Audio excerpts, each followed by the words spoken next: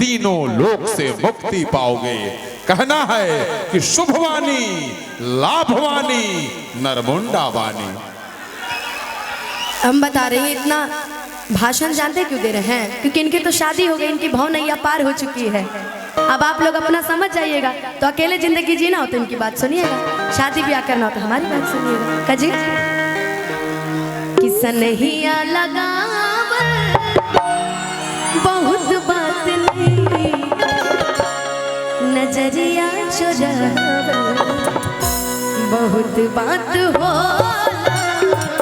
अनुपमा जी, मैं कहना चाहूंगा, अरे किलर की पटावल बहुत बात नहीं, घरवा बसावल बहुत बात होला।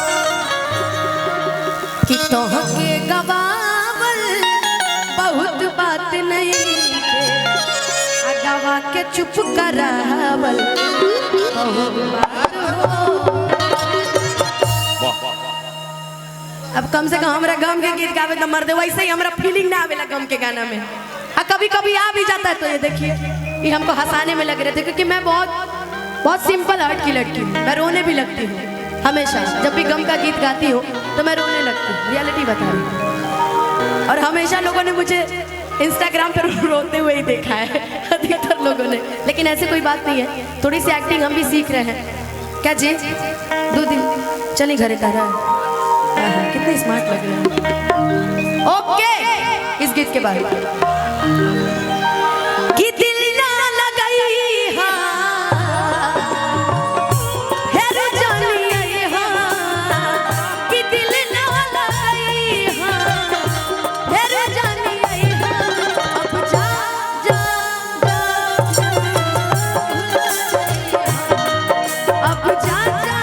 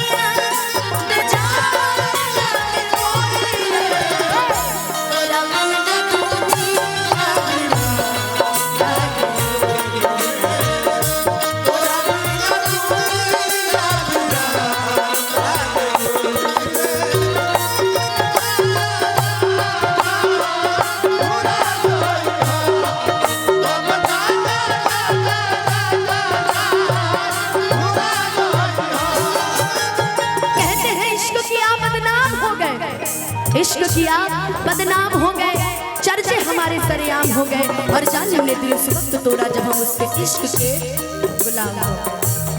हमेशा प्यार में यही होता है कि जब अगला इंसान हद से ज्यादा प्यार करने लगता है ना, तो अगला इंसान दूरियां बनाना शुरू कर देता है। लेकिन ऐसा नहीं होना चाहिए, बाकी सब कुछ ऊपर वाला देख ही लेगा। आपके लिए कहना है हमारा प्यार के बदला में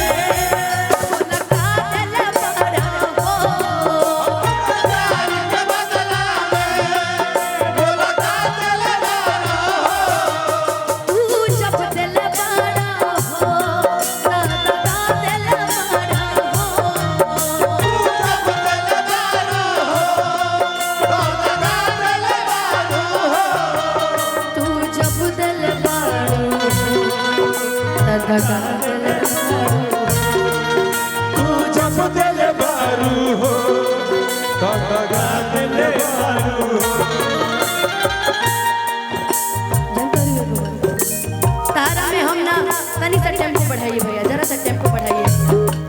हम तारा में ना रुपया देख ले रही, ना पैसा देख ले रही, ना तुम्हार सुंदरता देख ले रही, ना तहार ऊपर पातरपन मोटपन कुछ ना देख ले रही, ना तहार परिवार देख ले रहे हैं, देख ले रहे हैं। यारा